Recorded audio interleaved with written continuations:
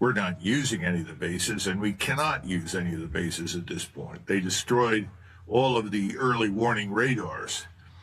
This is very important because that means that your warning time is very, very short. In other words, missiles are coming at you with some of these radars almost immediately. They're all gone now. That means that you're being surprised and given like 3-4 minutes warning before you get into the shelter. Israel itself has been virtually destroyed. It sustained damage far, far beyond anything that was seen during the first 12-day, so-called 12-day war with Israel. And the Israeli state, I think, is in a lot of trouble. Now, what have we done? Well, we've killed some of the top echelon of the leadership in Iran in an unprecedented sort of way. We've adopted this sort of Israeli approach to war, which is we try to assassinate all of your leaders. Ultimately, that has not worked very well because the Iranians were prepared for it, and they had very clearly delineated chains of succession. So virtually everybody who was killed, frankly, knew they were likely to be killed and had already designated people to replace them. Secondly, the Iranians knew they could never stand up to our Air Force. They could probably shoot down some of us if they were lucky. And they had practically no Air Force to begin with. A lot of people are listening to President Trump say, well, I destroyed Iran's Air Force. Well, there wasn't much to destroy. And then he says, well, we've destroyed their Navy. Well, 7 frigates is about all the Iranians had. Everything else were small little patrol boats or motorboats. They do have some diesel submarines. I don't know whether or not those have been accounted for because the Navy doesn't like diesel subs because they're very, very hard to track, especially in shallow water. But my point is, Iran knew all of these things were going to happen. So where did they put all of their investment over the last 20 years? Well, they put it into huge underground facilities that are very, very safe. And they have thousands upon thousands upon thousands of missiles. Before the war began, the best estimate that I could get from people I trust was 45,000 missiles. Now, they're not going to run out of missiles. And the interesting part is that during the first few days, they hurled at the Israelis and us relatively old missile technology. Over the last few days, they've started to use their hypersonic precision-guided weapons, which are very, very accurate, very devastating, and they cannot be stopped. In other words, it doesn't matter what sort of air and missile defense you have. They can't be stopped. So they're hitting anything they aim at. And I was interested to listen to the 4-star General Kane sort of talk about, well, we struck 5,000 targets, we killed all these leaders, oh, woof, woof, woof. I thought I was listening to a briefing back in 1967 in Vietnam. We've gone out there, we dropped this many bombs, and everything, as though that was some sort of indicator of victory. It never was. In fact, right up until we left in 1972, air officers, airmen, Air Force officers were telling us, we flew X number of sorties today, we dropped so many bombs. Didn't make any difference. What you bomb counts for a great deal, but it's also a function of what the people on the ground do. The Iranians were waiting for us. They were ready. They knew they would take some losses. They knew they could not prevent their cities from being damaged to the extent that we've done it. But they were prepared to accept that damage because they had the means to strike back. Right now, we don't have an effective air and missile defense in the Gulf. In other words, all of these small states that are really legacies of the British Empire, the British moved into the Gulf a couple of 100 years ago, and they picked up various sheikhs from tribes and say, okay, we're going to let you run this area, in return for which you're going to get paid a lot of money. In the meantime, we're going to get all the oil we want. Literally, that's the way it began. And so you have these billionaires who acquired enormous wealth, who up until the British arrived were basically herding sheep. My point is, these states are in trouble. And Iran has gone to great lengths to demonstrate to them conclusively that if you allow Americans into your country to build bases, and think that you're going to attack us with impunity, we are going to destroy you. So I would argue that the first lesson from this war for all the Gulf states is we must leave. When this war ends, whenever it ends, we're leaving and we won't be allowed back, because bringing us in is a magnet for war. We are a catalyst for conflict. People don't understand that right now, but that's where we're headed. As for Israel, Israel's air and missile defense is effectively collapsed. They can't knock down most of what's hitting them right now. But more important, the missiles they're using now, they can fire 10 missiles instead of 100 missiles and do more damage because the payloads are thousands of pounds of explosive, and they are accurate, and they can't be stopped. So you don't have to fire 50 or 100 missiles to achieve your aims. And this eludes people. The second part is that large numbers of the missiles and underground facilities are in eastern Iran. They haven't been touched. They haven't been subjected to any sort of attack at all. So I was listening yesterday evening to some of the people that appear on Fox News. I don't usually listen to Fox very much, but I was warned that Senator Cotton and Senator Hawley would both be on there. And shockingly, they began to talk about, well, it's time for us to declare victory. We've done all we can, and it's time to just declare victory and bring home the men. Okay, fine.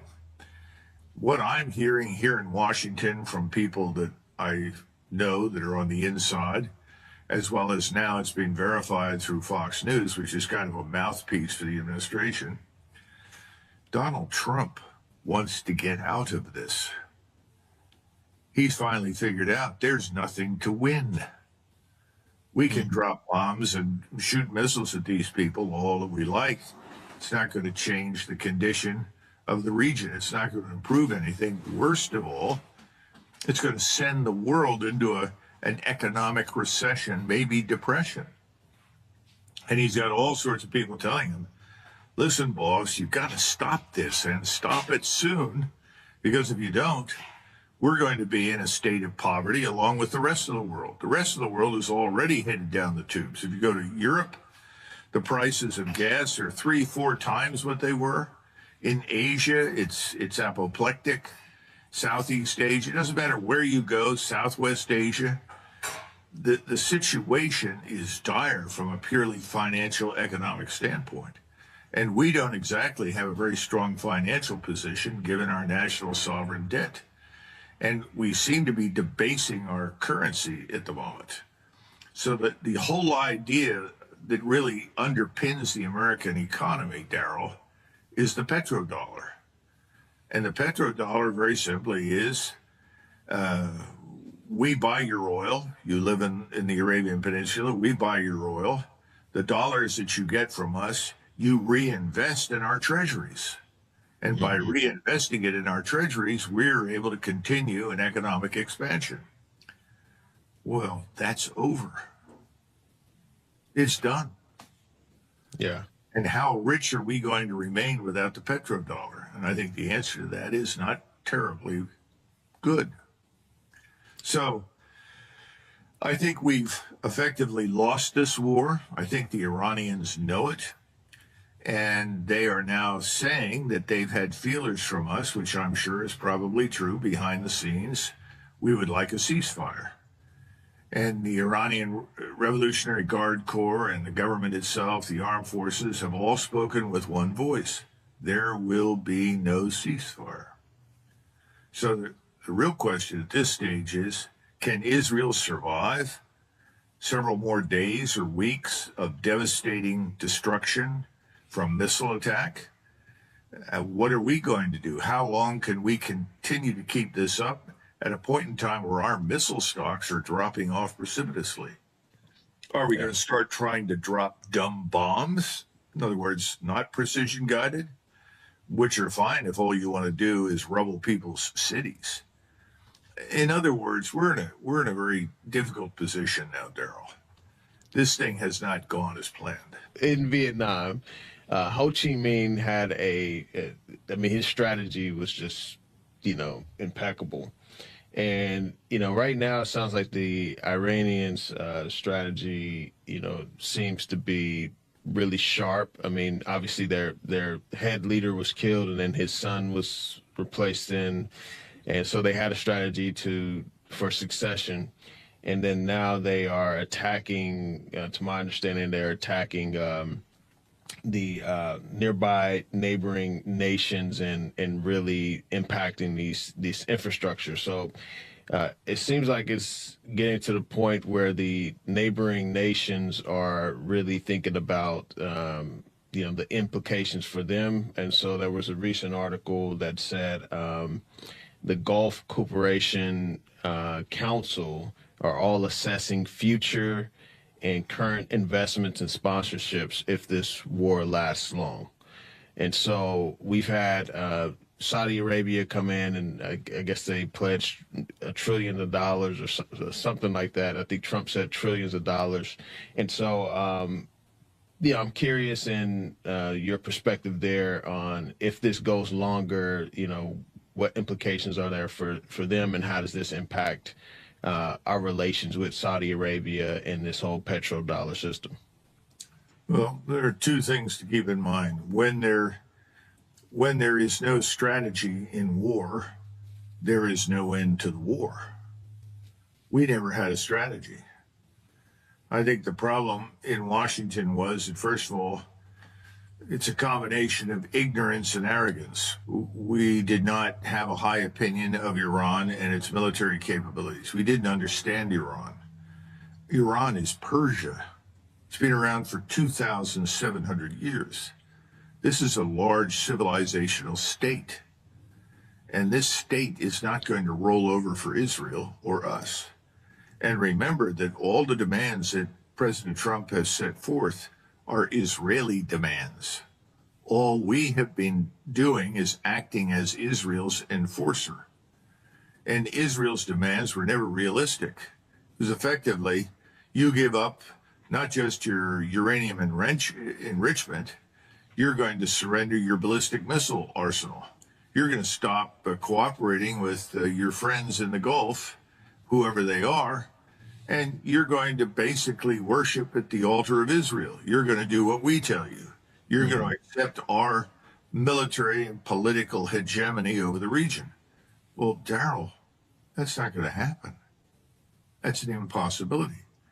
And we stupidly signed on for these outrageous demands. Now we're trying to figure out how do we back down from these demands and get out of the Gulf. That's very difficult because we've now got an adversary that says, well, you may be finished. We're not finished. And we're going to keep going. So, the picture is very dire because as far as the oil is concerned and the natural gas that we extract from the ground in that region, effectively it's offline. It's not just stopped. In other words, you're not talking about wells that are pumping, refineries that are refining, storage tanks that are being, emptied. No, it's over for the moment. In other words, I would say for at least 6 months to a year, most of the oil in the region is offline. It's as though, in your house, you have a circuit breaker and, the current goes out, you go out to the circuit breaker, you hit the switch and they go up. Well, they want to hit the switch and turn on the oil. It's not happening. It's not going to happen.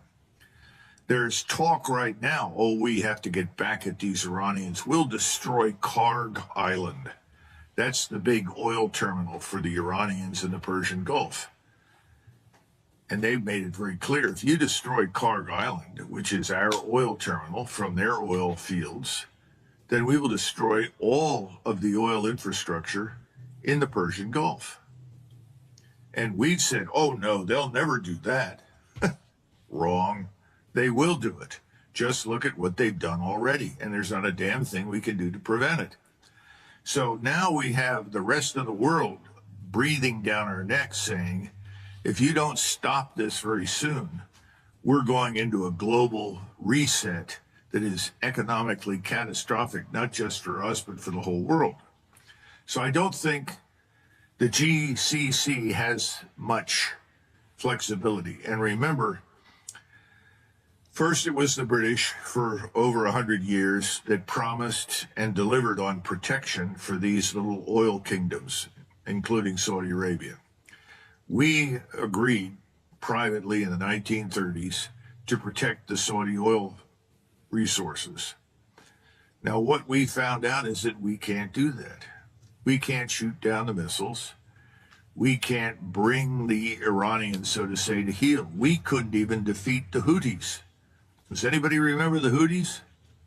I mean, this tribe of backward Arabs living in the mountains in southern Yemen that everybody dismissed out of hand as incapable.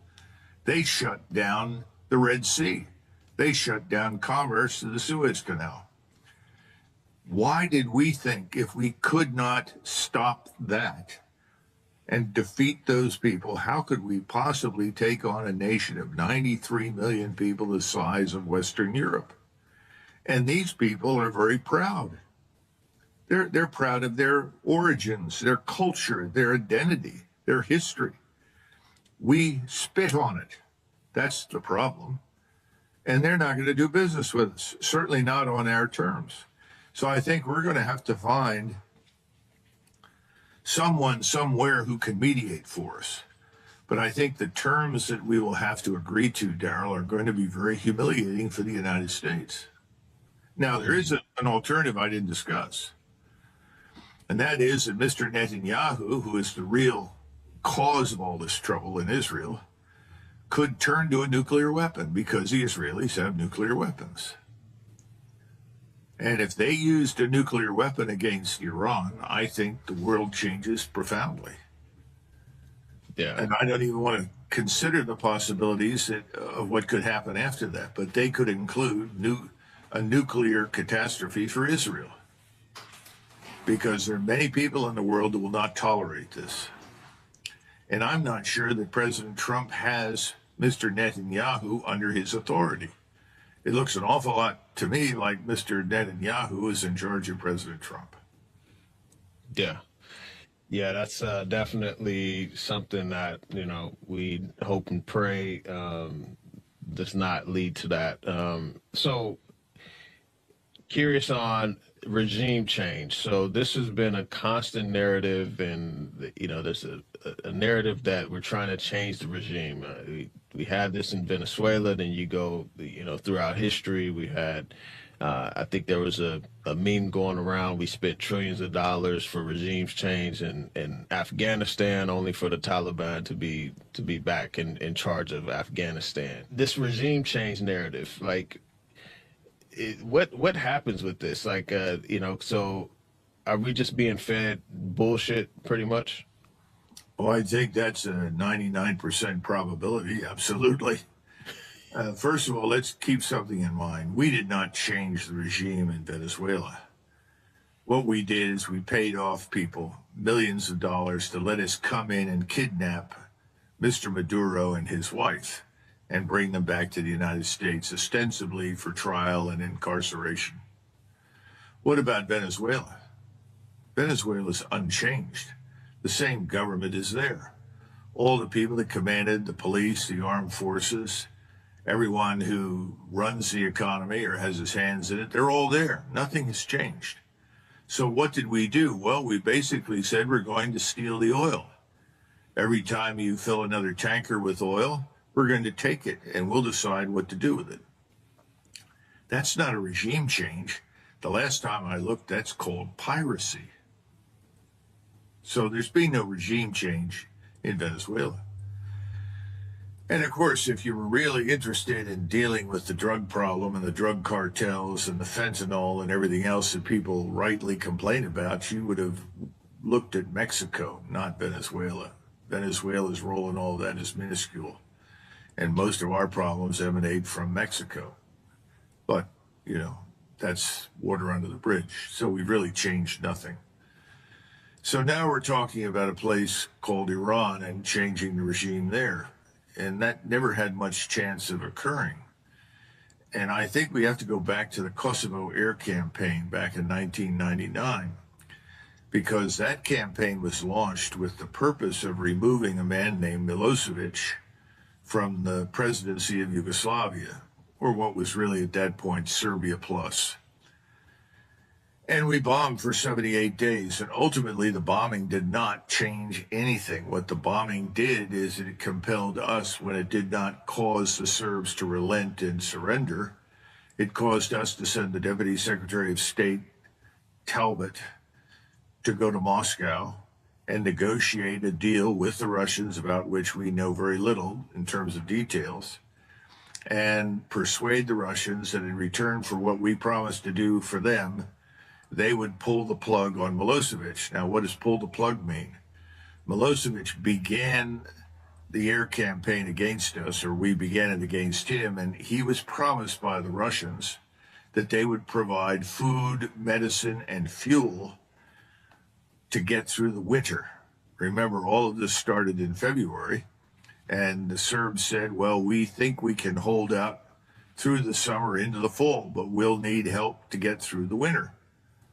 Well, the Russians agreed to whatever terms that we had offered them, whatever bonuses, and they backed out. And they told Milosevic, we can't promise you anything for the future in terms of food, fuel, and medicine, so you'll have to make the best deal you can with the Americans.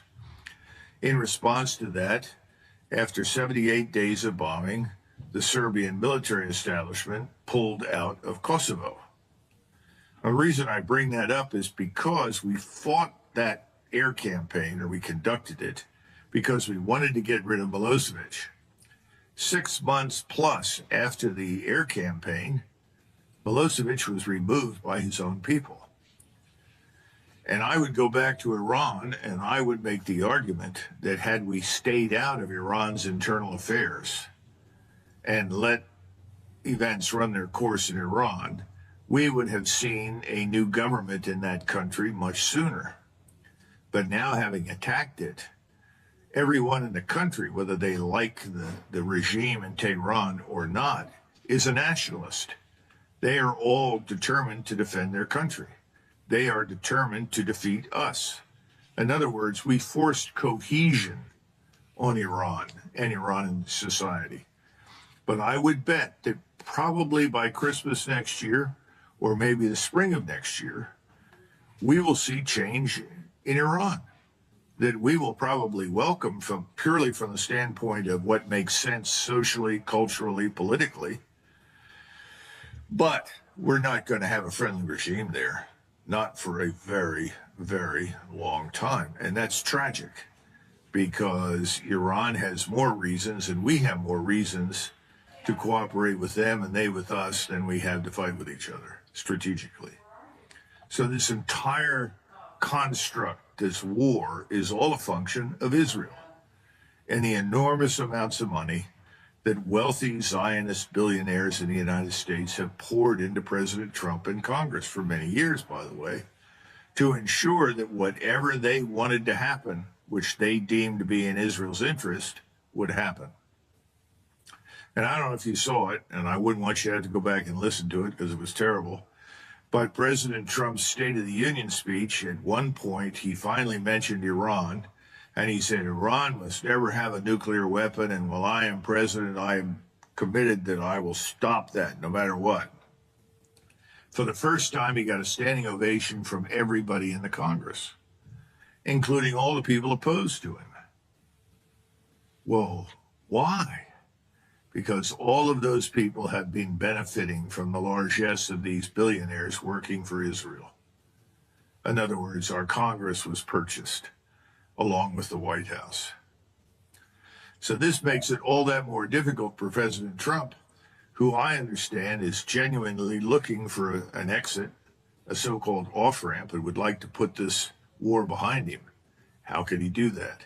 How can he disengage, especially since Israel is in very bad condition? And one wonders whether or not, if we did engage, whether they would survive. Yeah. Wow, Congress has been paid off, and that's not surprising at all. You know, especially just the nature of the job with politicians. Curious in your perspective on the relations. So Iran was part of OPEC, and now it's like attacking nearby nations, nearby neighbors, like infrastructure and things like that. I know they attacked like American bases there and such. And so, is a regime change necessary for these relations to be repaired, or is there any conflict brewing amongst these neighboring nations with Iran now? Well, remember that the so-called neighboring nations, the GCC, Kuwait, Bahrain, the Emirates, have played a double game, such as Saudi Arabia. They have passed money to whomever they thought they could buy off for protection, and they have invested a great deal of money in us, in return for which we promised to protect them militarily. That's over because it's demonstrated that we can't protect them. The notion of deterrence, if you will, deterring Iran has failed. Now, these countries did not directly join with Israel in precipitating this war, but they have been playing a double game with the Israelis. And remember that Iran, along with other Muslim Arab countries, and I would argue Turkey as well, have all been appalled by the mass murder and deportation of Palestinians from Israel. But whereas the Saudis and these Emirates in the Gulf have simply paid lip service to it, while simultaneously continuing to cooperate and do business with the Israelis, the others have not. And I think Iran was disgusted by this because there was an expectation that there would be some form of Islamic unity, and that just hasn't manifested itself. And so I think the Iranians were also sick and tired of having to listen to these people pretend that they cared about the lives of others in Israel, in Palestine, and at the same time doing nothing about it. So you can't really separate any of this from what's been going on in Israel. And what begins after 7 October, this massive deportation, extermination campaign, call it whatever you like, that cannot be viewed as distinctly separate from everything else that's happening. And remember, we have actively supported that campaign of deportation and murder. We have provided weapons, we have provided ammunition, we have provided all forms of support, even military support in a clandestine fashion, and advice to the Israelis. So we're the enemy.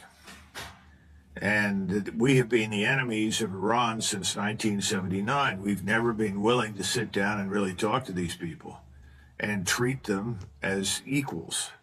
We don't treat anybody as an equal. Either we bully you and you get in line, or they come back and bully you with military power. That's been our approach. I think the world is sick of it. And I think the Iranians have a lot of support around the world because they see Iran as standing up to the bully. Mm-hmm. So all of this plays into the psychological aspects of the campaign. It's also why it's so difficult to stop. And I'm sure you heard President Trump recently came on, and he was, I think it was on an airplane, maybe it was Air Force One. He was questioned, and he described the Iranians as among the most evil people on earth. What? Wow. Why? Oh, they chop the heads off of babies. What? No, that's not true. And we also know that however horrific that Hamas attack was on 7 October, what the Israelis did, it took that and magnified it and exaggerated that of all proportion to reality. Trump has signed on for all this inflammatory rhetoric of hatred that he's borrowed from Mr. Netanyahu. I mean, it's catastrophic. How do you make peace with people when you talk about them in those terms? Mm-hmm. He's made it very hard. Yeah, yeah, for sure. So the narratives around our munition stockpiles being low, and I bring this up because, I've had some people, kind of challenge me on the Strait of Hormuz, like, oh, we're cutting off China. And I'm like, okay, well, China refines 90% of the world's rare earths, and those are used in our missile defense systems and things of that nature. And so I'm curious in your perspective on China's role, and then also is our munitions situation, is that dire? Where does that stand? Do you know? Well, listen, I think you brought a couple of points up. First of all, yes, we've run low, especially in all of the expensive exotic munitions, the missiles that are used for air and missile defense and the strike missiles. Why? Because we've been shipping them in large numbers to Ukraine, where they have been used, I think, very, very foolishly. When you start shooting missiles that cost you $2 million a pop to shoot down a $20,000 unmanned drone, you're wasting missiles, if you understand me. And the Ukrainians have done a lot of that. We have, I think, unnecessarily reduced the sizes of our stockpiles. Now, if you're talking about regular artillery ammunition, no. We've got lots of that. In other words, the non-exotic, straightforward, conventional munitions, we have unlimited stockpiles. As far as missiles are concerned, that's not true. If you're talking about Patriot missiles, GEM-T missiles, THAAD missiles, go down the line. No, we're running very low on those kinds of things. And that's why I started off by telling you Iranians have invested for the last 20 years in this enormous missile arsenal of 45,000. And they had the luxury of throwing away large numbers of missiles at the beginning in order to exhaust the missile defenses. Because anytime you try to shoot down an incoming missile, you're inclined to shoot at least 2 missiles at it. Well, that's a losing proposition. Just run the math. You're going to lose that battle. Inevitably, you're going to run out of missiles before the enemy who's throwing missiles at you does. And I think that's what's happened in the Gulf. Now, can we make up for that shortfall? Yes, but it's going to take time. China, for instance, builds 1,000 missile or rocket motors in a day. Think about that. We produce 100 missiles of all types in a month. Wow. Are we going to keep up? I don't think so. So I think privately, behind the scenes, the president's being told, our stocks are dangerously low. If we keep this up and we have to suddenly confront the Chinese, the Russians, or any near peer, we're in trouble. I mean, don't you remember during the Ukraine war, especially during the first 2 years, every other week or so, someone would come on and say, the Russians are running out of ammunition. The Russians are running out of missiles. The Russians are losing hundreds of thousands of men. Well, it was all crap, because the Russians had a manufacturing base that they rapidly invested in and brought up to full strength, and so they could outproduce anybody fighting them. And in today's world, that's critical in order to fight and win a war. We have always been very oriented or postured for the short war. That's the way we think. Now, we think that way, Daryl, because we are primarily a maritime power and an aerospace power. We don't maintain large land forces. We are not a continental power. The Germans, the Russians, the Chinese, the Persians, the Indians, all of these states have maintained large armies. They have to. They have large areas to defend. Iran is half the size of India, and Iran is roughly the size of Western Europe. It's a huge difference. We don't do that. So we're very comfortable with ships and airplanes. But ships and airplanes alone do not win wars. We've always gone through this argument. Well, In 1942, then General Arnold, who was officially the Deputy Chief of Staff for the Army Air Corps for George Marshall, said, "It is conceivable for the first time in history that we could bomb the Germans and Europe so heavily that we may never have to put a soldier on the ground." Well, that was fantasy. 2 years later, what did we do? We had to land at Normandy. Every time we write off the possibility that we're going to have to use ground forces, we've made a terrible mistake. We did that in Vietnam. We threw large quantities of aircraft and bombs at the enemy and finally said, nope, that's not going to work. We'll have to go in on the ground. Now, the problem is that we don't have the ground forces to send, Daryl. We just don't have them.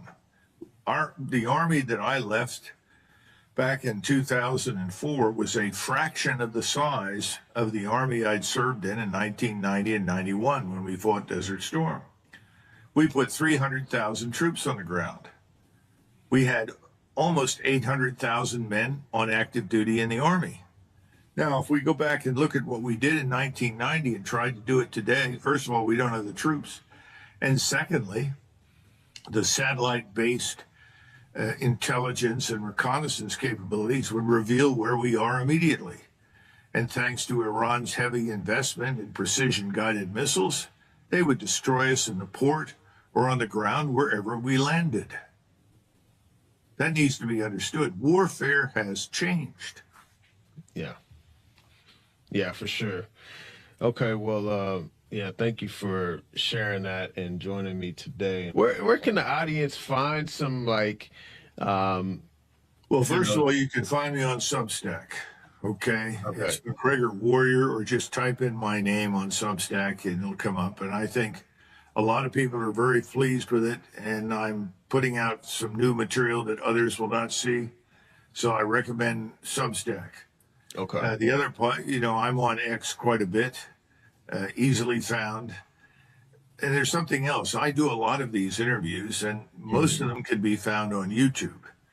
Even though YouTube has tried to suppress me for obvious reasons, they're very pro-Israel and pro-war and pro-so forth. And not that I'm anti-Israel, I'm not. I just think the war's a stupid idea. Yeah. But, in the final analysis, just make sure you type in Macgregor, MacGregor,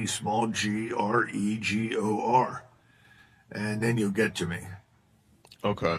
That's good. And any tips for navigating all the propaganda? I mean, there's so much propaganda out there, and just Well, understand if you're investing, in addition to investing in precious metals and resources, I would definitely invest in oil. People need to understand this oil crisis is not going to go away anytime soon. Even if the whole war stopped and we agreed to completely leave the Gulf tomorrow morning, the oil is offline for months and months and months. So you'll see $200 a barrel. You may see $300 before this is over. So what I would urge people to put their money into oil. And one quick point on rare earths. There is no shortage of rare earths. They're all over the place. The problem that we have, very stupidly, is that we have failed to build refineries. In other words, to take the material that we can then condense and refine into rare earths and build it here in North America. We and Canadians should do that. We could be the center of the world if we invested effectively in that. And we have all these wonderful waterways that carry freight. Just look at the Great Lakes. Look at the St. Lawrence Seaway. Look at the rivers that run to the west out of Canada and the United States. All we need to do is strategically place these, invest heavily in it, and we can end our dependence on China and other countries for refinement of rare earths. Yeah. Okay. Well, yeah, that's good. I appreciate those closing thoughts. You all have the information. Doug, appreciate you coming on the show, and thank you for your time.